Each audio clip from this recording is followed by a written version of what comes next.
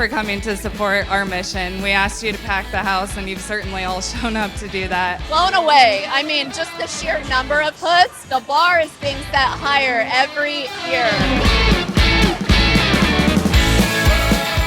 Such an incredible event. It allows the collision students around the country that the foundation supports to showcase their skills and talents, in addition to obviously this event helping to raise money for their technical education. It's wonderful to be able to give them the opportunity to showcase their stuff, learn new ideas, learn new techniques, and to have that passion to keep this industry going. It's an awesome event, well attended, and I'm super impressed with the artwork here. It's phenomenal. I said to myself, judging is going to be very, very challenging because there's so much talent displayed. It's unbelievable. What I love about it is the artistry. We're getting back to the basics and really seeing all of the different hoods that everybody is showcasing. This is just a fantastic event.